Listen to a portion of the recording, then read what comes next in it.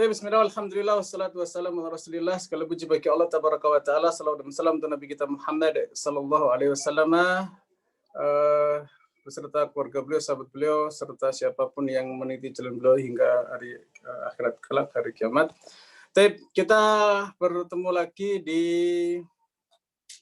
forum mulia, ya, seminar sehari bersama Markas Imam Qalon.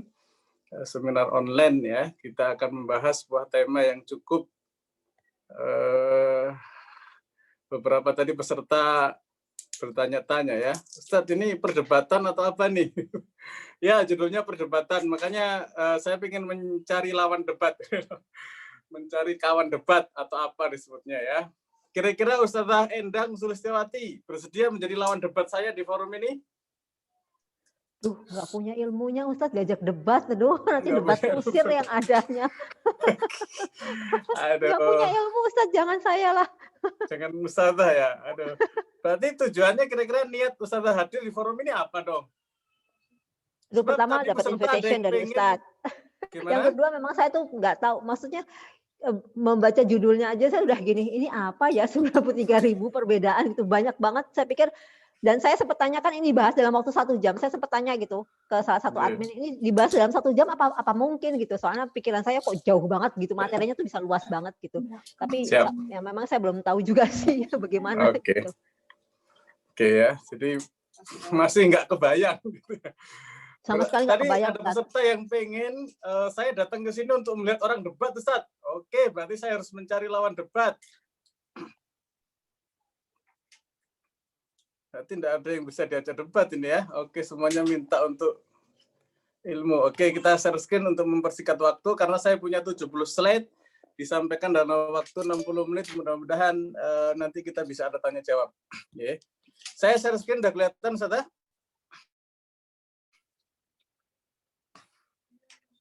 Sudah kelihatan share screen saya? Sudah. Oke, baik. Jadi nanti saya akan terangkan apa sebab kenapa muncul judul ini, ya. Tapi saya ingin menggarisbawahi tentang masalah perdebatan, ya. Jadi Nabi SAW dulu pernah juga diajak debat. Nah, siapa yang sempat berdebat dengan Nabi kita Muhammad SAW? Sebelum nanti kita angkat, ya, kenapa 93.000 perbedaan, kenapa 23 versi Al-Quran di dunia, nanti akan ada di pertengahan atau di akhir penyampaian ini. Ya, saya ingin cerita dulu tentang sejarah kota Najran. Ya, disinilah utusan dari kaum Najran ini mendebat Nabi Sallallahu Alaihi Wasallam, kalah debat tapi tidak mau masuk Islam. Ya, dan bagaimana Nabi SAW memberikan solusi? Nah, nanti di ujung cerita ini. Ya, ingat sejarah kota Najran itu dulu ada sebuah peristiwa namanya Ashabul Ukhdud. Ya, ini disebutkan di dalam Al-Qur'an. Ya. Tapi sebelum itu kita akan kulik dulu sejarah Najran. Jadi di sini adalah kisah surah Al-Buruj. Dan perlu mungkin kami sampaikan, ya. Saya punya seorang guru bernama Syekh Abu Muhammad Abdul Karim Al-Kathiri, hafizullah, beliau masih ada, masih hidup hari ini. Sudah sepuh sekali. Beliau adalah sosok yang sangat mempengaruhi hidup saya ketika cerita tentang Ashabul Ukhdud. Ya, silakan nanti Ustadzah mencari tentang kisah Ashabul Ukhdud, ya, dicari, dikulik-kulik. Nah, sampai-sampai peristiwa tersebut menyebabkan saya bertekad, ya, waktu itu masih berdarah muda, ya, untuk mau menjadi pejuang dakwah, gitu, ya, menjadi seorang gulam. Sampai-sampai beliau kalimat yang saya masih ingat, dibutuhkan gulam-gulam untuk zaman ini. Waduh, gulam itu apa? Singkat cerita, nanti setelah ini. Ya, nah, di Najran ini juga lah satu kaum, itu petanya ada, ya, yang datang ke Nabi SAW, mereka mayoritas Nasrani, ya, debat hingga turun ayat tentang mubahalah. Ya, dan anehnya kalah debat tapi memilih yang lain. Baik, ini posisi dari wilayah Najran, ya, sekitar masih masuk wilayah Saudi sekarang, ya, berdekatan dengan Yaman. Kenapa disebut Najran? Karena orang pertama yang tinggal di situ namanya Najran bin Sabah bin Yaskut bin Ya'rub bin Qahtan. Jadi termasuk suku Qahtan atau Baduinya Arab. Baik. Kurang lebih ini petanya. Dulu termasuk kerajaan Himyar. Ya, Himyar itu berarti kerajaan sebelah selatannya Saudi. Nah, di Najran inilah tempat pembuatan kiswah Ka'bah di zaman dulu. Ya, sehingga punya peran yang luar biasa. Ya, kaya luar biasa. Ya, maaf, jadi lompat.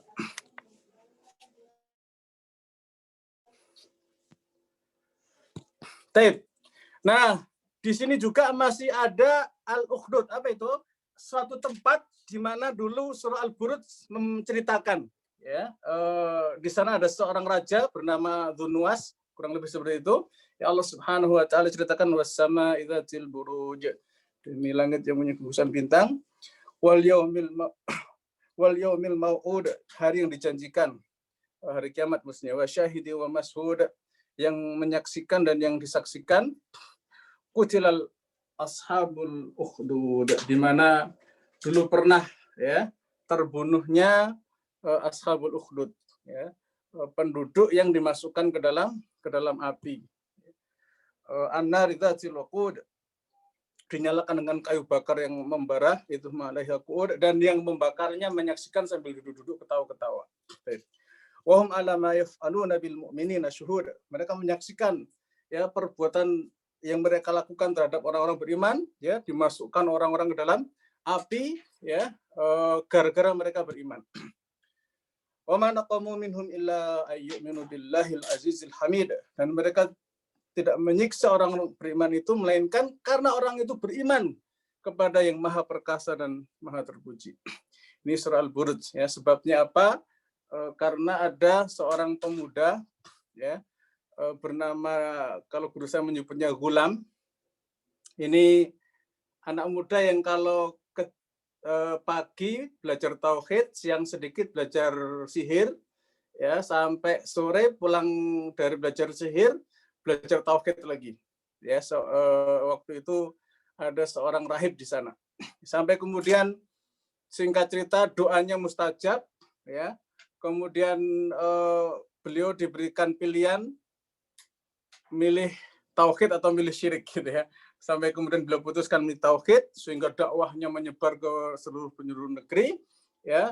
Dan ternyata singkat cerita gara-gara penduduk negeri beriman, si Gulam ini dibunuh, ya. Dari mulai seorang penasihat raja yang buta bisa sembuh, disembeli, ada yang digergaji, ya, gurunya juga disembeli, digergaji, di segala macam hukuman, ya, sampai kemudian si raja bingung cara membunuh Gulam itu gimana. Maka Gulam menyampaikan sebut nama Allah, ya, Bismillah Rabbi Gulam, kemudian umumkan di tengah alun-alun, penduduk negeri suruh datang, kemudian ucapkan Bismillah sambil memanah kepala Gulam tersebut, ya. Dan dilakukanlah oleh sang raja tersebut, tapi menyebabkan seluruh penduduk negeri tambah kuat lagi imannya, ya. Terbunuhlah Gulam tersebut. Dan dalam satu peristiwa Umar bin Al-Khattab, pasukannya pernah mendapati kuburannya Gulam ini dengan kepala yang masih berdarah. Ala kulli hal, kisah itu membuat saya sangat terpengaruh, ya, untuk menjadi pejuang Islam.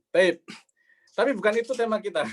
Tema kita adalah perdebatan bangsawan Najran. Jadi Nabi SAW sekitar 89 Hijriah itu menulis surat untuk beberapa wilayah. Sampailah salah satu suratnya ke penduduk Najran, ya, di mana mayoritasnya Nasoro, punya 10.000 prajurit, ya. Kemudian mereka sepakat, ya, pembesar. Jadi ada 3 pemimpin di sana, ada pemimpin negara atau raja, ada pemimpin pemerintahan, ada pemimpin agama. Nah, pemimpin agamanya ini bilang, ini ada surat dari Muhammad mengaku nabi, ya. Bagaimana sikap kita? Kata si raja, ya, si raja bilang, kalau urusan negara saya memutuskan, tapi kalau urusannya adalah agama, kami ikut Anda, ya. Nah, rajanya ini namanya Surahbil bin Hudza'ah. Kemudian sepakatlah mereka untuk datang kepada Nabi SAW waktu itu di Madinah berjumlah 60 orang. Ya, 24-nya bangsawan, sebagian besar beserta keluarganya, 3 pemimpin utama, dan 3 hari datang ke sana dengan pakaian emas, pakaian terbuat dari sutra ya, berlapis emas, pokoknya mewah sekali. Dan tidak ditanggepin sama sekali Nabi kita Muhammad SAW. Ya, karena datangnya dengan apa? Dengan pamer harta segala macam. Pengen bertemu dengan Nabi, Nabi tidak mau ketemu, ya dicuekin. Sementara utusan-utusan yang lain diterima oleh Nabi. Sampailah mereka datang kepada Ali, wahai Ali, kenapa Nabi Muhammad SAW ini nggak mau ketemu dengan kami? Ya, kata Ali bin Abi Thalib memberikan nasihat, Anda jangan pakai pakaian-pakaian mewah seperti itu. Nah, ini ujian pertama yang mereka tunjukkan kepada Nabi SAW, bahwasanya seandainya Muhammad SAW itu Nabi betul, ini saya tidak akan tertarik dengan harta benda. Ya, singkat cerita seperti itu. Kemudian mereka melepas, barulah Nabi SAW pengen ketemu, mau untuk bertemu, dan seolah-olah tidak terjadi apapun sebelumnya. Singkat cerita, ya, ini mulai dari ayat ya yang diperdebatkan oleh mereka, dari mulai Innallah istafa Adam wa Nuha, sampai nanti panjang cerita, nanti bisa dibahas sendiri. Ya, singkatnya mereka merasa kami ini sudah Muslim duluan, ya sebelum orang Islam ada. Jadi mengklaim bahwasannya orang Nasoro itu lebih Islami dibandingkan dengan orang-orang Islam umat pengikutnya Nabi Muhammad Sallallahu Alaihi Wasallam. Singkat cerita dibantah oleh Nabi SAW ada 3 hal. Ya, silakan nanti dilihat di surah Ali Imran, ya, karena ini cerita tentang keluarga Imran yang kemudian punya putri bernama siapa? Bernama Maryam, ya, dan punya cucu atau anaknya Maryam yaitu Nabi Isa alaihissalam. Silakan dibaca terus sampai nanti ketemu ayat mubahalah. Ya, jadi Rasulullah mengajarkan cara debat itu adalah kalau orang Nasara ya pernah dicontohkan oleh Nabi SAW dengan mubahalah. Ya, tapi kembali kepada bantahan untuk para pendeta Najran bahwasanya mereka bukan Muslim. Kenapa? Karena mereka punya 3 hal. 1, menyembah salib. 2, makan daging babi. 3, mengklaim bahwasanya Allah memiliki anak. Ini yang dibantu oleh Nabi kita Muhammad SAW. Cerita tentang silakan nanti dilanjut ya sampai ayat 74. Ya, jadi mulai dari ayat 33 sampai ayat 74. Nah, apa yang jarang diketahui oleh orang adalah ayat terakhir yang turun itu bukan 74-nya, tapi justru 61. Ya, 61 itu isinya apa? Ajakan mubahalah. Faman hajjaka fih. Ya, seandainya engkau didebat ya oleh siapa? Oleh orang-orang Najran itu mimba dimaja'aka minal ilm, setelah datang tadi ayat-ayat jelas sekali tentang keluarga Imran, tentang Maryam, tentang Zakaria, tentang Isa alaihissalam dan seterusnya, tentang ahli kitab ya dan seterusnya. Itu kalau mereka nggak mau Islam juga ya ajak untuk bermubahalah. Mereka bawa keluarga. Nah, Nabi SAW membawa Fatimah, ada Hasan, ada Husain, ditenteng oleh beliau. Ya, setelah bicara politik, bicara kepemerintahan, bicara agama, segala macam, tapi sepakat dalam banyak hal dan berbeda di beberapa hal ya, terutama tadi yang masalah teologi. Nah, mereka kemudian ditantang oleh Nabi SAW, diajak mubahalah. Ya, dan ketika Rasul membawa putrinya ya Fatimah, ada Hasan Husain, ya, cucu beliau SAW, tiba-tiba di sebelah Madinah itu ada awan hitam, ya, dan orang-orang Najran kemudian ketar-ketir. Ini Muhammad serius ini ngajak mubahalah. Gitu. Ini kalau betul-betul beliau ini Nabi, ya habislah kita. Ya, kenapa? Karena kalau Nabi SAW berdoa supaya dilaknat dan diazab hari itu juga, habis kita pulang binasa kita, nggak bisa pulang, nggak bisa berketurunan. Nah, mereka kemudian kasakusuk ya, sampai kemudian mereka menyerah ya, dan mereka nggak berani untuk bermubahalah, kemudian meminta kepada Nabi SAW. Ini kan bijaksana ya, beliau bijaksana diskusi mereka Ya sudah, minta selain masuk Islam. Akhirnya apa yang disepakati? Nabi Shallallahu Alaihi Wasallam ya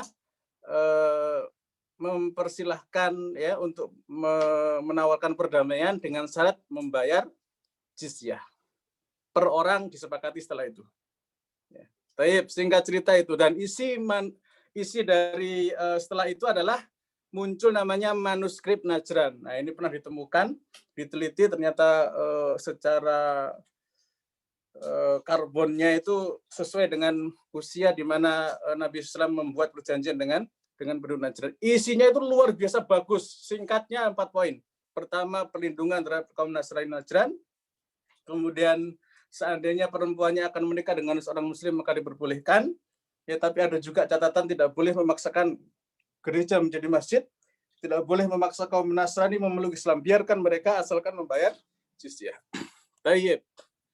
Nah, masuk ke tema berikutnya. Kenapa muncul angka 93.000? Jadi waktu itu ya, beberapa waktu yang lalu saya mendapati ada klaim ya oleh orang-orang Nasr, orang-orang orientalis, orang-orang yang memusuhi Islam, orang yang mengorek-ngorek Quran mencari kelemahannya. Ya, mereka hendak meragukan Al-Quran dari sisi ragam qiraatnya. Ya, mengklaim ada 93.000 perbedaan dari 23 versi awalnya. Kemudian jarak berapa hari saya lupa linknya, ya. Saya cari-cari lagi, ketemu mereka mengklaim naik jadi 26 versi Quran di seluruh dunia. Ya. Beberapa hari lagi saya cek lagi, terakhir mereka mengatakan ada 37 versi Quran di dunia. Nah, salah satu yang mereka bahas adalah contoh bahwasannya Quran itu tidak konsisten. Ya, kadang bisa dibaca maliki, kadang dibaca maliki, padahal maknanya beda, gitu ya. Dr. Sabir Ali padahal menjelaskan ya, tapi namanya orang nyari apa? Nyari masalah, gitu. Masa Al-Quran kok maknanya beda, gitu. Jadi perbedaan yang mereka maksud itu salah satunya ini, ya, mempermasalahkan makna maliki dan maliki, ya, maliki yaumiddin dan Maliki Yaumiddin. Baik. Di tempat lain juga mereka mempermasalahkan makna surah Ali Imran 146. Ya.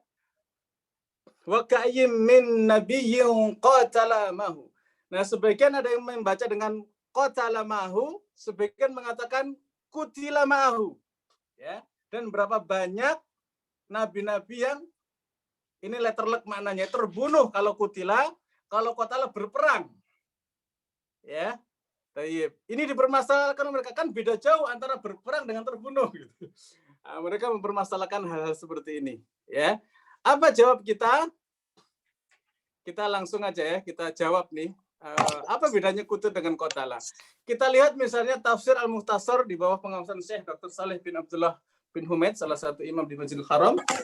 Makna dari ayat itu sebenarnya betapa banyak nabi yang berperang bersama para pengikutnya dalam jumlah yang banyak, dan mereka tidak takut untuk pergi berjihad tatkala mereka terbunuh. Ya, jadi kalau kutila maknanya terbunuh, ya. Qatala artinya berperang atau membunuh, atau mereka nggak takut dengan terbunuh atau terkena luka di jalan Allah. Jadi clear ya, makna kutila dan qatala itu para nabi dan pengikutnya tidak pernah takut mau terbunuh, mau berperang, mau terluka, mereka nggak takut. Baik, jadi tidak ada masalah dengan ayat tersebut. Mau dibaca apapun maknanya indah, sesuai dengan yang Allah Subhanahu wa taala inginkan. Oke. Lanjut. Mereka memprotes ya, mempermasalahkan, mendebatkan masalah versi Hafs yang mengatakan ya di surah 43 ayat 19 Wajalul malaikatal ladzina hum indar rahman, ya. Sebagian kalau riwayat Hafs ibadur rahman inatha, ya, dan orang-orang kafir Quraisy itu menjadikan malaikat-malaikat itu yang merupakan hamba-hamba Ar-Rahman sebagai anak perempuan, ya, anak perempuan Tuhan. Mereka orang-orang kafir untuk bilang dalik. Dengan statementnya mereka, orang kafir dibantah oleh Allah Subhanahu wa taala. Tapi riwayat yang lain, ya, misalnya Rauh, di situ bukan ibadur rahman, tapi apa? indar rahman. Ya, di sisi ar-rahman. Nah, mereka mempermasalahkan kok yang satu dibaca ibad, yang satu dibaca apa? Indah. Kan beda jauh maknanya. Ya, mereka bingung. Mereka bingung. Padahal maknanya apa? Ya. Mau ibad, mau indah, maknanya sama, enggak jauh beda ya. Kalau ibad berarti ibadur rahman sebagai hamba-hamba Allah. Jadi malaikat-malaikat itu adalah hamba-hambanya Allah yang mulia.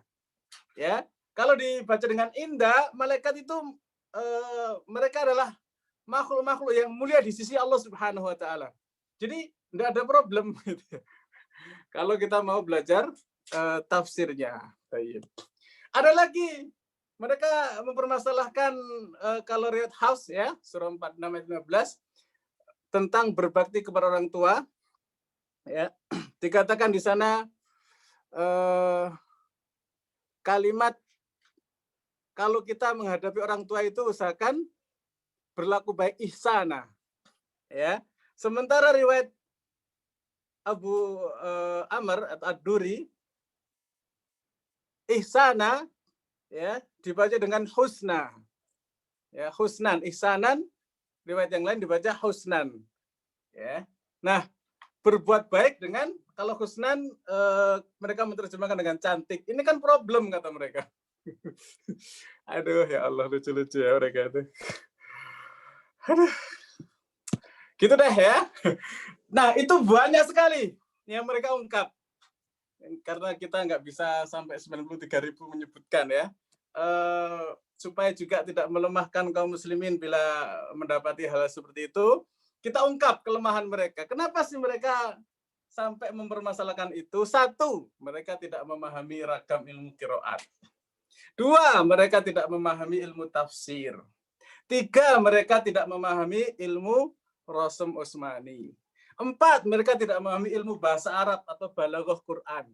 5, mereka tidak memahami sumber-sumber pengambilan ilmu-ilmu Al-Quran. Nah, itu poin-poin utama yang ingin kita ungkap. Kalau mereka lemah sehingga mereka seperti itu, nah kita yang harus berkaca. Sudahkah kita poin 1 beres? Sudahkah kita poin 2, poin 3, poin 4, poin 5 memiliki ilmunya? Jangan-jangan kita juga sama seperti mereka. Nah, ini yang kita ingin seriuskan kepada umat Islam, insyaallah juga khususnya kepada ustaz-ustaz sekalian. Nah, ini teman mereka, ya. Mereka setelah menyampaikan banyak kasus-kasus tersebut, ya, mereka menyatakan ini sedikit contoh saja loh, ya. Itu tim yang enggak perlu saya sebut namanya ya. Mereka menemukan 93.000 perbedaan di antara 37 versi Quran tersebut. Nah, mereka mengklaim bahwasanya ini akan menjadi dilema yang sangat besar bagi Islam. Aduh, pengen ketawa ya. Aduh. Yang pertama, ini masih teman mereka ya. Jika perbedaan itu diakui, entah besar atau kecil, maka itu sungguhnya sudah menyangkal surah Al-Hijr yang menyatakan Allah Subhanahu wa taala menjaga Quran. Nah, ini ayatnya. Inna nahnu nazzalna dzikra wa inna lahu lahafidun. Katanya dijaga, ya ternyata berubah maknanya. Tuduhan mereka kayak gitu ya. Baik. Nah, mereka juga menuduh bahwasannya terbukti ya dengan banyaknya versi-versi itu, ya mana yang katanya Allah Subhanahu wa taala akan menjaga Quran ya, yang dulu katanya turun dengan 7 dialek, sekarang berubah menjadi 37 versi. Ya. Baik. Ngeri. Nah, apa sih makna dari 7 huruf itu? Kita ambilkan pendapat yang paling masyhur ya. Jadi 7 huruf itu ada 7 poin maksudnya. 1 ya, tidak keluar dari 7 ini. 1, perbedaan bentuk isim, kadang mufrad, kadang tasnya, kadang jamak ya. Terkadang perbedaan bentuk fiil, madhi, mudhari atau amr ya. Terkadang perbedaan bentuk i'rab, kadang rafa, kadang nasab, kadang jazm. Keempat, perbedaan bentuk nakis dan ziyadah, ada tambahan alif, ada yang nggak ada alifnya misalnya. Ya seperti husna dan ihsana tadi. Yang kelima, perbedaan bentuk takdim dan takhir. Yang keenam, perbedaan bentuk tabdil dan diganti hurufnya. Yang ketujuh, perbedaan bentuk dialek atau lahjah seperti imalah, takwil, idgham, idhar dan lain-lain. Ya, nah 7 huruf yang paling masyhur oleh jumhur diambil pendapat ini. Jadi beda-beda itu nama saya emang dari dulu beda. Nah, kenapa disebut versi-versi Al-Quran? Nah, versi Al-Quran itu dari dulu memang secara Rasm Utsmani, mushaf itu sudah dibuat oleh Utsman bin Affan. Ada yang mengatakan 4, ada yang mengatakan 6, ada yang mengatakan 8. Kita ambil yang tengah-tengah 6. Semenjak dulu mushaf Rasm Utsmani itu memang sudah berbeda, ya, dengan mushaf imamnya, mushaf induknya itu sudah 6 mushaf induk. Ya, yang ini jarang diketahui oleh umat Islam hari ini, dan saya bisa membuktikan bahwa 6-6-nya ini ada yang beda. Jadi kalau Qur'annya beda, ya memang tidak apa-apa. Semenjak dulu, semenjak Nabi kita Muhammad SAW mendapatkan wahyu, ditulis oleh sahabat-sahabat Nabi, kemudian dikumpulkan di masa Abu Bakar, kemudian diajarkan secara masif di masa Umar bin Al-Khattab radhiyallahu anhu, kemudian ditulis secara mushaf resmi negara ya di zaman Khalifah Utsman bin Affan, maka yang lain diminta untuk dibakar ya sebagai verifikasi yang sempurna terhadap Quran adalah yang ditulis di masa Utsman bin Affan radhiyallahu anhu menjadi 6 mushaf tersebut. Ya, jadi semenjak dulu memang sudah versinya 6 gitu ya. Nah, versi 6 ini turunnya dulu lahjah Quraisy, ditulis dengan lahjah Quraisy, tapi boleh dibaca dengan lahjah yang lain atau dengan qiraat yang lain, dan hasil penelitian ulama yang mutawatir adalah 10 qiraat mutawatir, ada 4 qiraat syadzah. Apa yang disebut dengan 10 qiraat mutawatir dan 4 qiraat syadzah? Nanti kesempatan yang lain kita akan detailkan. Ya, sehingga secara qiraat ada 14. Secara riwayat ada 20 riwayat. Secara torik ada 980 torik. Jadi kalau mereka baru menemukan 37, ya kita tanya 37 yang kayak gimana, ya. Nah, kalau yang disebut adalah Quran ya, riwayat di depan saya ini, saya coba buka dulu layar.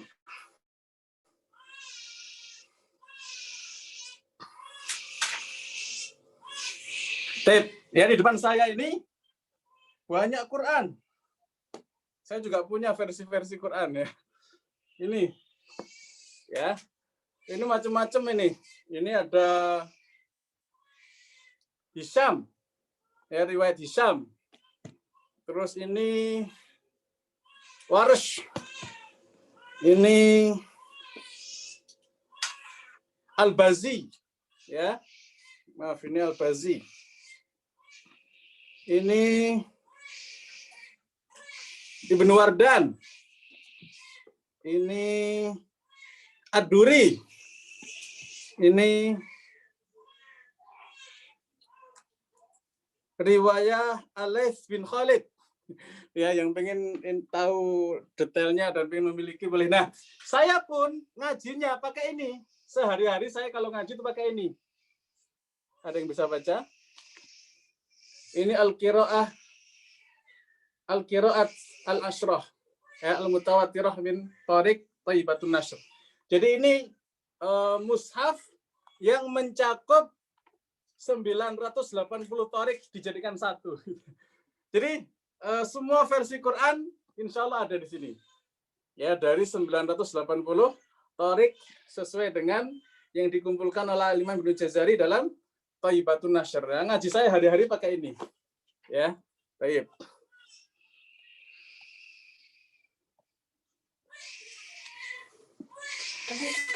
Kembali kepada slide. Nah, kemudian secara tanda baca, itu juga bisa macam-macam. Oh, ini nggak bisa share screen ya? Sebentar, ini ada berhalangan.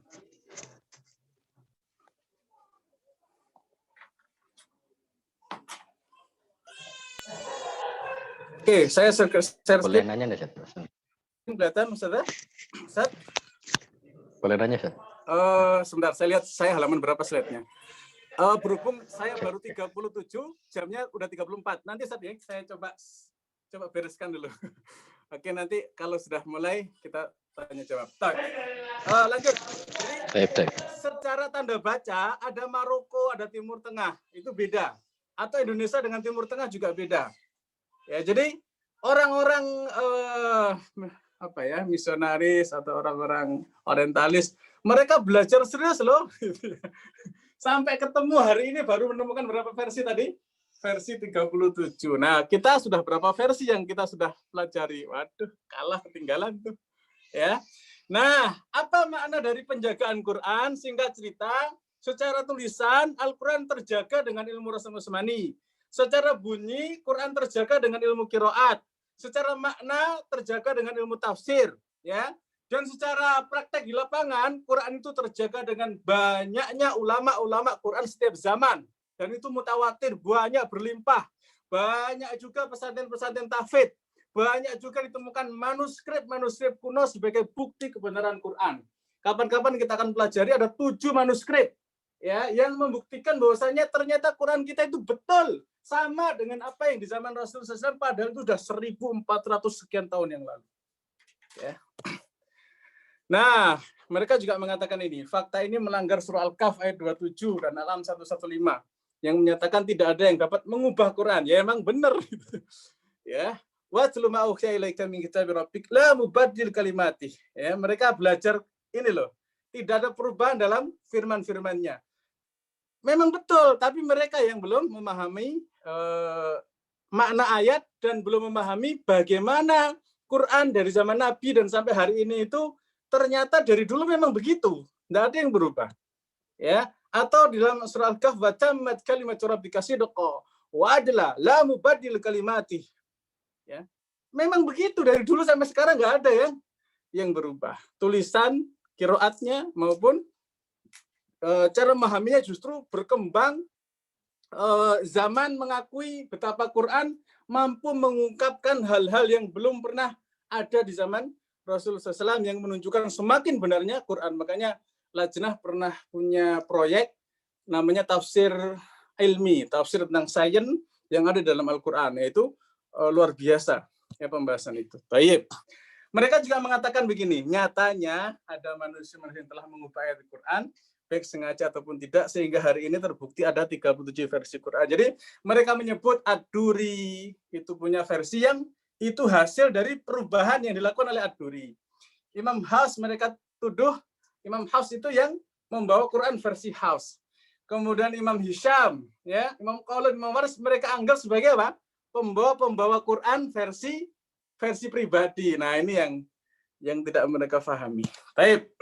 Sehingga ayat Al-Quran tidak ada yang berubah, ya, karena Quran itu punya 3 syarat.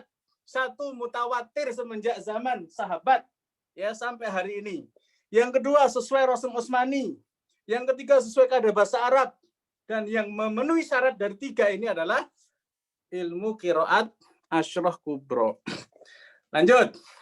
Nah, mereka mengatakan dengan demikian perbedaan versi Quran tersebut sudah membuat Quran mengkontradiksi ayat-ayatnya sendiri dan membuatnya tidak layak disebut kitab suci.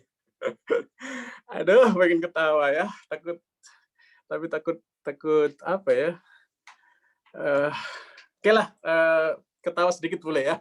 Jadi tidak ada ayat Al-Quran itu yang kontradiksi sama sekali. Kenapa? Semua ragam qiraat Al-Quran saling melengkapi dan saling menguatkan. Ya, karena jenis tafsir Quran itu ada beberapa macam. 1, tafsir bil ma'thur, ya. Ayat ditafsirkan dengan ayat yang lain, ayat dengan hadis, ayat dengan qaul ulama. Ada tafsir bil ra'yi dan ini boleh dengan lughah, ya, dengan ilmu sosial, dengan segala macam. Ada tafsir isyari dan itu berkembang, ya. Dan sampai hari ini tidak ada sama sekali kontradiksi. Nah, mereka mengatakan gini, ya. Salah satu ulama kita ada Dr. Sabir Ali, pejuang di daerah Eropa ya yang membela Quran di sana. Beliau meyakini ya perbedaan itu ada. Ya. Tapi tidak merubah iman dan ibadah muslim secara signifikan. Nah, mereka pengen supaya apa? Kita menganggap Alkitab versi mereka yang banyak macam itu sama seperti kita memahami ilmu qiraat gitu. Jadi mereka iri. Kenapa dalam kitab mereka nggak ada ilmu qiraat gitu ya? Kasihan dah lu. Astagfirullah. Ya, jadi Al-Quran itu semakin lama, semakin kita pelajari, justru akan menambah apa? Menambah keimanan. Aduh. Ustadz, saya pengen istirahat, boleh nanya deh, silakan. Monggo, yang ingin bertanya sampai sini dulu ya, sambil saya istirahat. Ustaz. Afwan. Ustaz. Silakan, monggo. Ini Ustaz. Gimana menjawab pertanyaan yang seperti ini, Ustaz? Rasulullah SAW itu kan ummi. Di riwayat beliau ummi, tidak bisa baca tulis ya. Kemudian itulah yang masyhur saja Rasulullah untuk ummi. Terus bagaimana bisa mengiyakan, membenarkan, mengoreksi Rasul Utsmani gitu, Ustaz. Jadi kan ada semacam semacam kontradiksi gitu. Baik, bismillahirrahmanirrahim. Pertama ya, kami pernah membahas ini dalam Daurah Rasul Utsmani. Yang pernah mengikuti Daurah Rasul Utsmani, kami mungkin sudah pernah mendapat jawabannya. Ala kulli hal, pertama definisi umminya perlu pengayaan dulu, Ustaz. Ya, Ustaz, bahwa ummi dalam Al-Qur'an itu maknanya bukan hanya nggak bisa baca, nggak bisa nulis. Ya. Makna yang lain adalah tidak pernah membaca kitab-kitab sebelum Quran. Ya.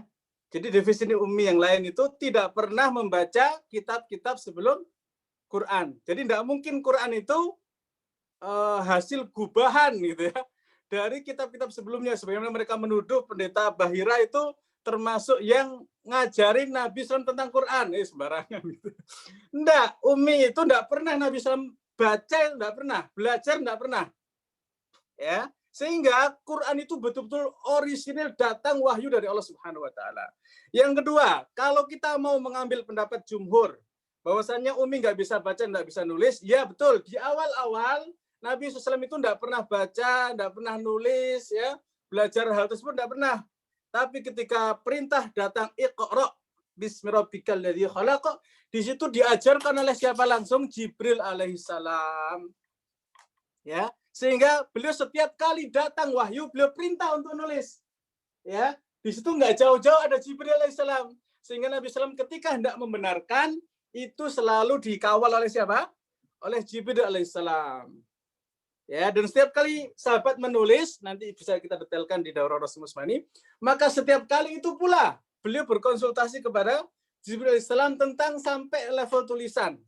Ya, sebagaimana beberapa riwayat dari Zaid bin Sabit, ya, setiap kali menulis dikonsultasikan, dibaca, yang roboh perlu ditegakkan, maka kemudian dibenarkan dan dikoreksi oleh Nabi kita Muhammad SAW, tentu dari bimbingan wahyu dari Allah Subhanahu wa taala dan juga dari pendampingan Jibril alaihissalam.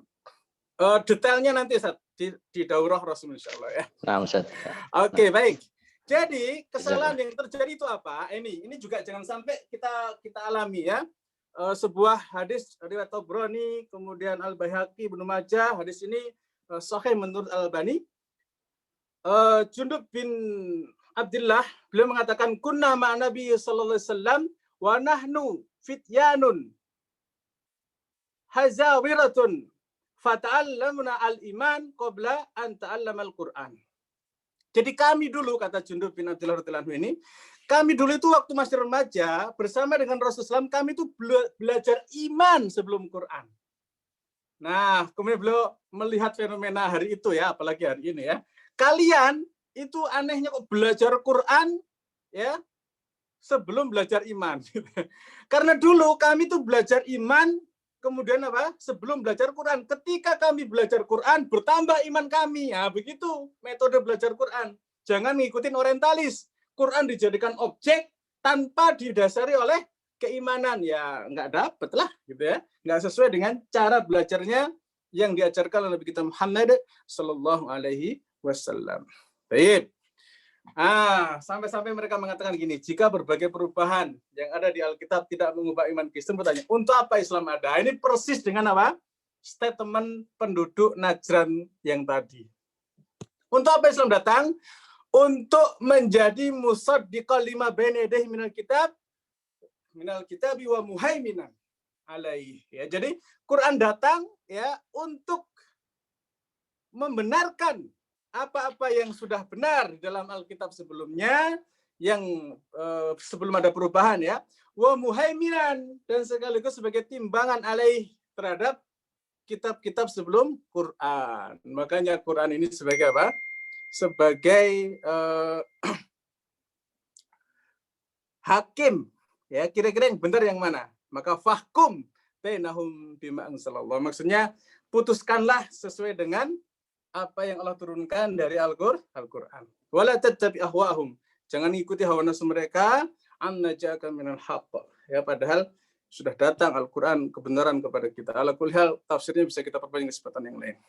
Mereka juga mengatakan ini, ya. Itulah dilema besar yang tidak mungkin terpecahkan akibat adanya banyak versi Quran yang berbeda, entah berbeda atau tidak, ya, karena dianggap tidak mengubah ajaran Islam, hasilnya tetap sama, Islam terbukti. La ilaha illallah, ya. Ini klaim mereka, ya. Aduh.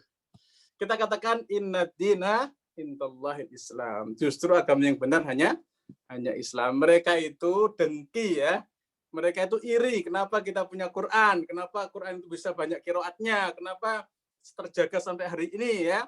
Dengan rosemnya, dengan cara bacanya, ya, dengan tafsirnya, mereka nggak punya. Mereka mengatakan, jadi bukan tanpa alasan, ya, sejak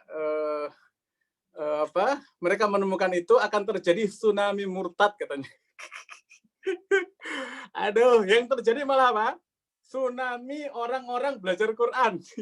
Nah, kita mudah-mudahan bagian dari itu. Bahkan levelnya naik lagi. Belajar qiraat. Wow, alhamdulillah. Ya. Nah, mereka mengatakan jika fakta tentang adanya perbedaan Quran ini dieksploitasi dengan maksimal sehingga menjadi pengetahuan mainstream di kalangan muslim, maka keruntuhan Islam dan munculnya gelombang tsunami murtad hanya menunggu waktu. Astagfirullah. Ya, sebaliknya, ya, justru dengan ilmu qiraat menyebar, ya, Quran menjadi pegangan umat, ya, umat-umat lain jadi tertarik dengan Quran, yang ada tsunami masuk Islam, ya, tinggal menunggu waktu. Nah, mereka statementnya ini lagi, ya, Islam bagikan kapal Titanic yang berusaha menabrak gunung es, sekarang masih bisa mengapung, tapi waktunya tidak amat cepat atau lambat kapal itu pasti akan tenggelam. Woi, justru apa? Semakin berkobar, semakin berkibar-kibar bendera Islam, ya, di seluruh negeri.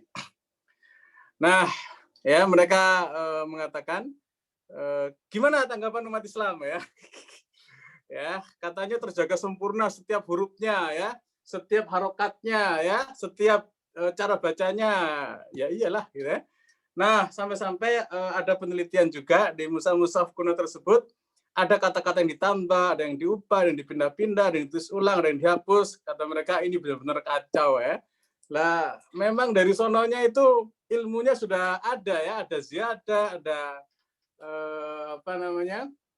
dalam ilmu rasmi itu ada hadaf, ya, ziyadah ditambahkan, ada yang dikurangkan. Emang ada ilmunya, bukan sebuah kekacauan, tetapi keilmuan tersendiri yang belum difahami oleh mereka. Nah, salah satu yang paling terkenal itu mereka menemukan satu lembar halaman, kemudian dikoreksi ada 11 koreksian. Ya, nanti kapan-kapan kita bahas detail. Jadi mereka tuh meneliti Quran varis-varis itu macam-macam, ya. Bahkan membuat presentase persamaan dengan yang mereka temukan, ini yang sama cuman sekian kayak gitu.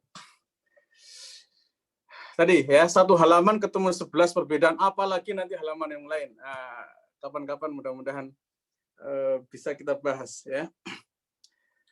Sekali kebohongan terbongkar, mungkin kebohongan besar sepanjang. Aduh, lucu lah pokoknya. Jadi mereka menganggap ilmu qiraat itu apa? Bohong-bohongan, ya, menghancurkan kredibilitas umat Islam. Justru apa? Sebaliknya, ya. Ya, mereka mengatakan mereka tahu loh kalau Utsman bin Affan itu memerintahkan apa? Membakar mushaf Al-Quran selain yang berdialek Quraisy. Ya, mereka tahu ilmu masalah ini. Kita yang justru kadang emang benar. Jadi mereka belajar duluan, ya, kita yang diingatkan, gitu, ya. Nanti kita akan bahas di ilmu Rasul Utsmani itu apa sebabnya perintah mushaf selain mushaf Utsmani itu harus dibakar. Ya. Nah, mereka mengatakan bagaimana menjelaskan dari satu Al-Quran tersisa zaman Khalifah Utsman bin Affan tersebut sekarang menjadi 37 Al-Quran berbeda. Ya, ini menjadi pertanyaan besar atas klaim keterjagaan Al-Quran. Ya, sudah kita jawab ya bahwa Quran dari dulu memang sudah beberapa versi ya. Bahkan dalam ilmu rasm itu ada satu bacaan, satu tulisan bisa dibaca beberapa bacaan, ya, atau ada beberapa bacaan dipilih salah satu. Nah, itu nanti kutiba ihdahuma, ya, qiraatan kutiba ihdahuma. Ada dua bacaan yang ditulis satu, ada beberapa bacaan ditulis salah satunya. Nah, mereka mengatakan sampai hari ini mushaf Utsman yang bisa digunakan sebagai rujukan Quran tidak ada jejaknya sama sekali, ya, dusta. Ya, kita bisa membuktikan mushaf-mushaf kuno yang masih mewarisi keteraslian Quran ada. Ya, setidaknya kami dapati 6 atau 7 Quran, salah satunya adalah di Tashkent, ya. Itu di daerah Uzbekistan, itu ada Quran yang di situ masih ada darahnya Utsman bin Affan waktu syahid, ya, dibunuh oleh orang yang durhaka, ya. Dicek DNA-nya ternyata DNA manusia. Nanti kita bahas detail di Rasm Utsmani. Nah, mereka mengatakan apa yang terungkap ini belum seberapa. Akan muncul lagi, kata mereka, bukti-bukti membongkar bohongan Al-Quran, ya. Justru semakin diungkap, semakin apa? Semakin membuktikan kebenaran Al-Quran. Intinya apa? Bahwa membantah tudingan orientalis adalah dengan cara belajar Al-Quran lebih dalam dan ikut serta mendakwahkan. Alhamdulillah. Ustaz, berikutnya adalah sesi tanya jawab, monggo.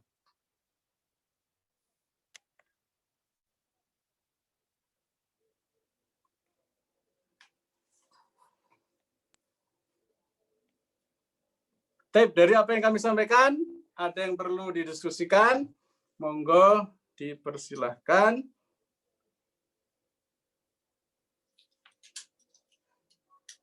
Sebelum kita lanjut beberapa slide terakhir. Halo, suara saya terdengar? Ya, kedengaran. Baik, ya. Apa Ustazah yang ingin dikomentari, silakan.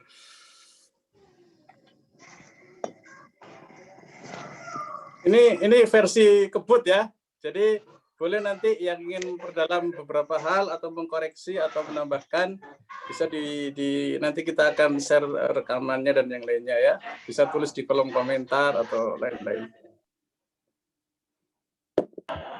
Apa saya tadi 93.000 itu dari 37 versi menurut mereka itu saja? Iya, betul. Nah, terus tadi yang kitab apa? Yang antum baca tuh Al-Qira'ah Asyrah itu ya. Yeah. Riyadh Thayyibah. Itu mencakup 980 thorik. Iya, ini 980 thorik. Ada barusan tadi pagi ada yang menanyakan masalah salah satu contoh, ya. Bagaimana membaca surah Al-Qur'an misalnya ketemu dengan summal yang pokok. Saya pernah dengar? Ya, anak punya juga yang gitu, cuma kok kayak ketika anak talaki waras, kok kayaknya enggak selengkap yang khusus waras gitu. Ya, ilmunya harus ada ilmunya Ustaz untuk bisa. Ya makanya karena belum belajar ilmu, cuma mushaf punya mushafnya aja. Oke, makanya mudah-mudahan Ustaz bisa sampai ke ilmunya. Contoh tadi nanya summal yaqqa. Itu bacanya gimana Ustaz kalau kita mau ibtidah di setelah summa? Surah Al-Hajj ayat 15. Ya. Itu kalau kita pakai yang lain-lain kita bingung. Iya ya, masa al-yaqqa gitu kan. Nah, kalau pakai ini langsung terjawab. Ya, tinggal bacanya ya liyaqqa. Kenapa li? Karena asalnya adalah li. Lam amar. Nggih, udah beres. Kenapa qiraat yang lain membacanya justru summa liyaqqa. Nah. Udah beres. Beres ya. Baik. Ada lagi Ustaz? Kalau enggak kita masuk ke slide terakhir.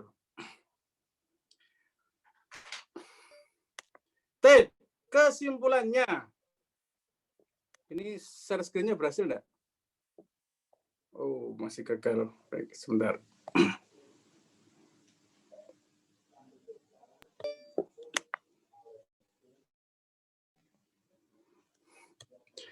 Kesimpulannya ya, kita harus belajar Al-Qur'an lebih dalam dan berjuang untuk mendakwahkan ya. Nah, apa yang harus kita pelajari dari Al-Qur'an? Apa yang harus kita berdalam? Ingat, kalau Kiai Hasan Saqaf memberikan wejangan itu ada 2 Quran itu yang penting. Yang pertama lafaz, yang kedua makna. Ya, makna nanti terkait dengan praktek jadi wirid dan segala macam ya. Nah, benarnya lafaz itu bisa dikaji dengan ilmu lafaz. Apa saja? Pertama, tulisan.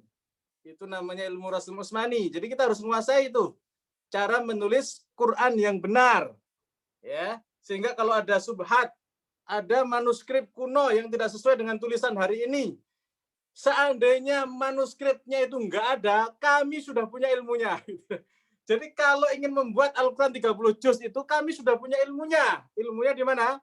Ilmu Rasul Usmani. Ilmu yang membahas cara menulis Al-Quran dari Al-Fatihah sampai An-Nas yang persis dengan tulisan di zaman Nabi Shallallahu Alaihi Wasallam.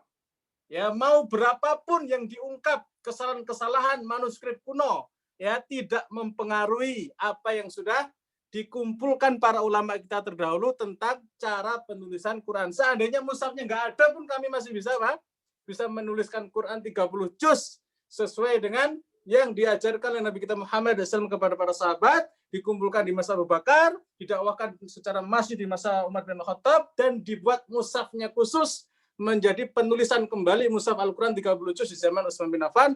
Itu sempurna ilmunya dalam ilmu Rasul Usmani. Ya, penulisan lafaz-lafaznya. Cara bacanya ada namanya ilmu tajwid. Ya.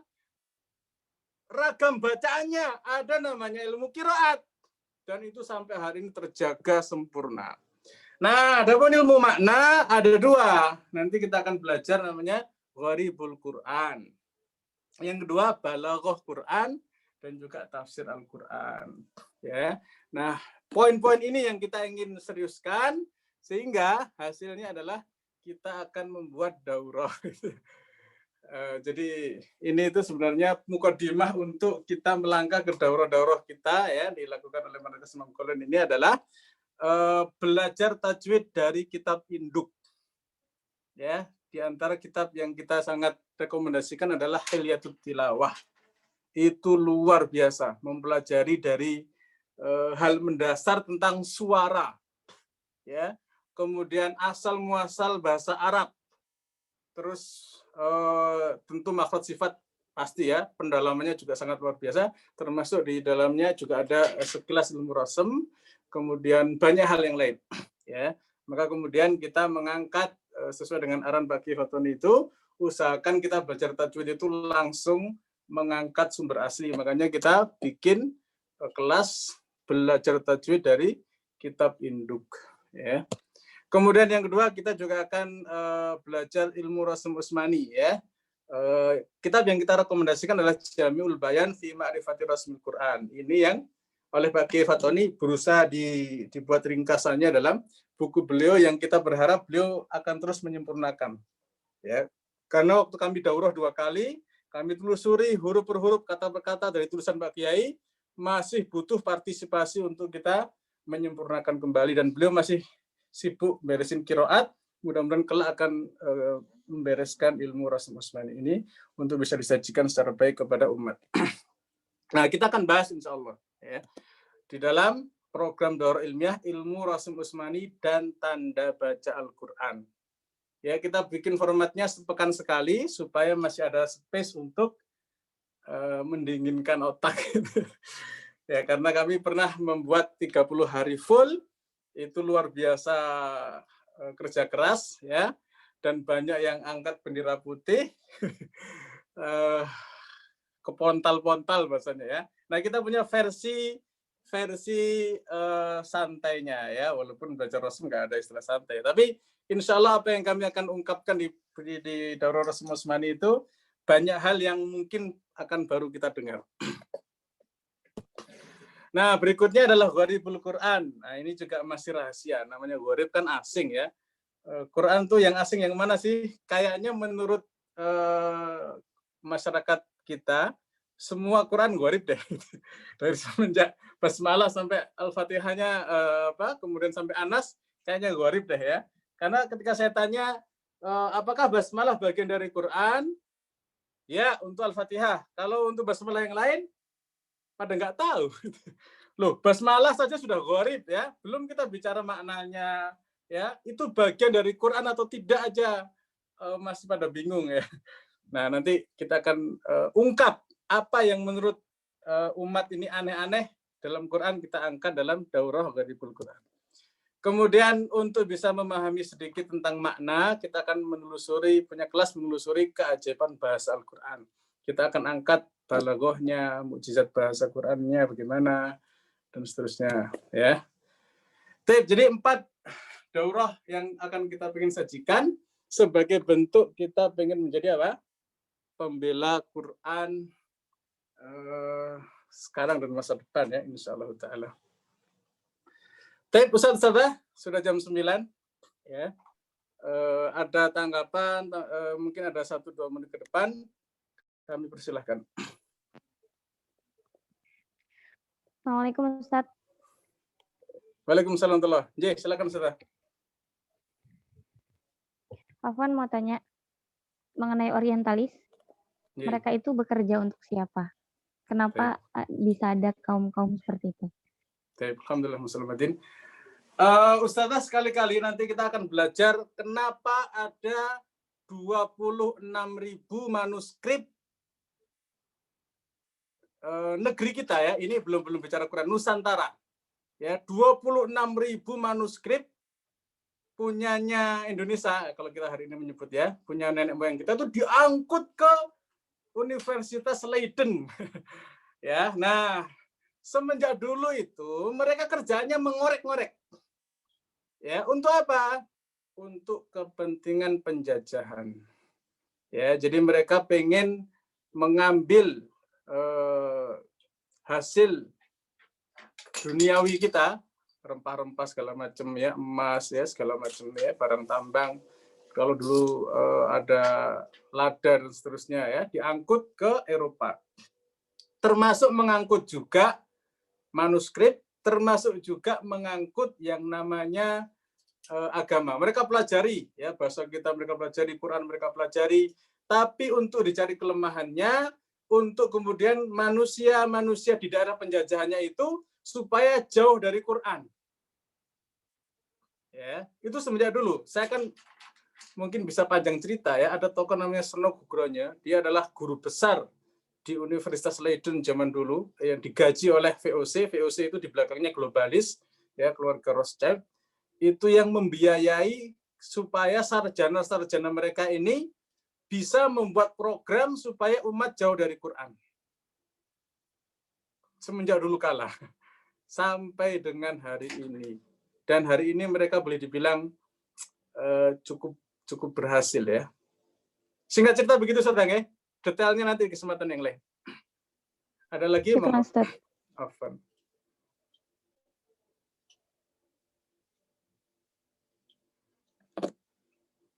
Ini ada yang chat, termasuk saya Ustadz yang bendera putih. Ya. Jadi 2 kali kami daurah Rosem, ya itu masih meraba-raba Ustadz. Jadi mohon maaf ya, daurah 2 kali Rosem Utsmani 30 hari itu. Kami dulu belajar itu juga pusing ya, bendera putih betul. Ya, tapi kami pengen supaya ilmu ini sampai. Alhamdulillah kami punya daurah di tempat yang lain. Itu saya jamin ya, daurah yang akan kita alami ya, mungkin 5-10 pertemuan pertama itu sangat berbeda dengan daurah-daurah yang pernah kami lakukan tentang Rasul Utsmani. Ya. Kami sudah bikinkan slide-nya yang paling mudah dan banyak hal-hal mendalam yang kita pelajari, dan insya Allah kita akan bisa ya membaca Rasul Utsmani tanpa titik, tanpa harokat. ya dengan izin Allah Subhanahu wa taala. Jadi kita alhamdulillah kita hari ini pede ya akan mengungkap ilmu Rasul Usmani itu jauh lebih mudah insyaallah taala. Dan nggak bendera putih. Ya justru akan bendera apa ya? Lawannya putih apa? Merah. Ya udah merah putih dah. Indonesia ya. Gitu Ustaz Endang ya. Ya soalnya waktu itu kan juga setiap hari ya Ustadz, jadi aduh Iya. kelihatan banget. Wah, sayanya. Lewat sehari besoknya udah langsung stres. Iya Ustadz, benar ketinggalan sehari terus besok tuh udah keteteran deh. Udah angkat tangan ya, udah. Iya Ustadz, benar. Ya, sehingga kita rubah Ustaz, kita justru seminggu hanya sehari saja. Ya silahkan setelah itu mikir. Setiap Senin itu ya Ustadz? Ya setiap Senin insyaallah. Senin atau Selasa nanti panitia yang akan menegaskan. Jangan Selasa Ustadz. Selasa udah ada jadwal. Baik. Oh ya, Senin ya. Ya udah Senin nanti kita diskusi dengan tim insyaallah. Oke, makasih Ustadz. Terima kasih Ustaz Endang masukannya. Tolong panitia dicatat Ustaz Endang pengennya Senin. Baik, ada lagi Ustazah? Silakan. Di sini ada Ustaz Abu Muhammad. Wah, guru saya ini. Ustaz Abu Muhammad, betulkah Ustaz adalah Ustaz Abu Muhammad Abdul Karim Al-Katsiri? Boleh memperkenalkan diri? Apa Ustaz? Bukan Ustaz. Oh, bukan ya? Ya, Masya Allah. Apa Ustaz? Ikatan Dai Bima Timur. Oh, dari Bima berarti Ustaz? Iya Ustaz. Masya Allah. Ya. Iya, Apa Ustaz. tanggapannya Ustaz dari apa yang kita sudah bahas? Alhamdulillah Ustaz, banyak ilmu baru yang didengarkan di sini, dan juga sih paling utama semoga berkah bisa bermajelis dengan antum Ustaz. Alhamdulillah. Insyaallah. Barakallahu fiik. Ya, barakallahu Ustaz. Baik ya. Masya Allah ya, beliau ini ketua Ikatan Dai Bima Timur, betul Ustaz?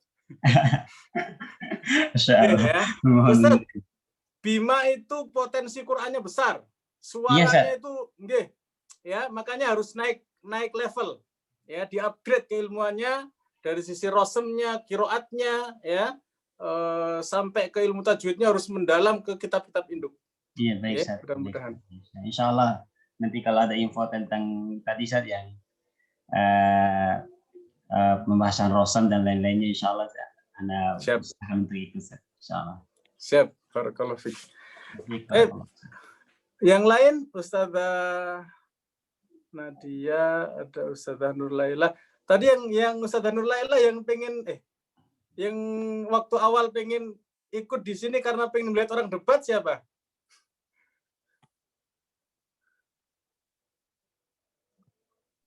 Ana Ustadz. Oke, Ustazah Farah. Gimana? Ada yang debat nggak tadi? Nggak ada Ustadz. Debatnya monolog ya. Kan statement saja ya. Jadi perdebatannya mereka membuat statement, ya kita jawablah ya. Supaya kita bisa sungguh-sungguh. Ya, mereka aja udah serius meneliti Quran. Ya, umat Islam tidak boleh kalah dalam kesungguhan. Ya. Maaf Ustaz, kalau saya ingin beri apa yang saya dapat daripada daurah ini, bagi saya apabila kita mengetahui apa yang dilontarkan, sangkaan-sangkaan yang orientalis berikan, ia dapat disangkal oleh Al-Quran dan bukti-bukti yang kukuh dari ayat-ayat Al-Quran. Ia menambahkan lagi kepercayaan kita tentang kesahihan Al-Quran ini sebenarnya very authentic, asli dan tidak berubah, dan ianya memang dapat disangkal oleh segala macam tuduhan-tuduhan orientalis ni. Begitu Ustaz? Ya, bagus. Sudah cerita bagus ya. Baik, barakallah ya. Jadi kenapa saya mengungkap ini? Belum lama ini ditemukan namanya Mushaf Son'a. Ya, saya ingin cerita sedikit 2 menit insya Allah. Mushaf Son'a ini sekitar 1972-an ya. Itu ada pemugaran Masjid Agung Son'a. Ya, ternyata di atapnya itu ditemukan ribuan manuskrip Quran, ya. Setelah diteliti, ternyata ini isinya mirip-mirip, mirip-mirip bahasanya, dengan Quran versi kita, tapi susunannya berbeda. Ya, sebagian peneliti mengatakan ini Quran versi turunnya ayat. Jadi urutannya nggak Al-Fatihah sampai Anas, ya, tapi kayaknya versi asbabun nuzul. Jadi turun, tulis, segala macam. Nah, ada seorang tokoh orientalis ini, ya, dia mengatakan agak netral gitu ya, dia hanya meneliti, ya, dia menyebutkan perbedaan mana-mana Quran di Son'a ini, ya, manuskrip kuno ini yang konon katanya secara karbon ini ditulis sekitar 100 tahun setelah wafatnya Nabi SAW. Ya, jadi masih masa khilafah Umayyah, Bani Umayyah mungkin ya. Nah, di sana disebutkan ini ada penghapusan, ini ada penambahan huruf, ini ada kata yang hilang, ini dia teliti. Ya, bahkan dia katakan ini membuktikan bahwasannya Quran itu ada yang berubah-ubah, ya. Quran itu pernah dihapus-hapus, ya, tulisannya pernah ditambah-tambah, ya. Wah, macam-macam klaim lah, ya. Sampai kemudian kita sampaikan bahwa Quran, ya, hari ini justru terbukti keterjagaannya. Seandainya ditemukan manuskrip kuno yang berbeda pun kita bisa mengatakan apa? Memang ada manuskrip, ya, yang diperintahkan untuk dibakar di masa Utsman bin Affan itu, ya, tapi kayaknya ketinggalan untuk dibakar. Singkat cerita begitulah, ya. Karena yang sudah disepakati, ya, Quran yang menjadi ijma ulama dari semenjak, ya, masa Utsman bin Affan sampai hari ini itu terjaga betul keautentikannya, ya. Itu yang mungkin bisa kita sampaikan di statement terakhir. Karena sudah waktunya terbatas, kita akhiri dengan subhanakallahumma rabbana wa bihamdika asyhadu an la ilaha illa anta. Assalamualaikum warahmatullahi wabarakatuh. Waalaikumsalam warahmatullahi wabarakatuh. Jazakallah khair.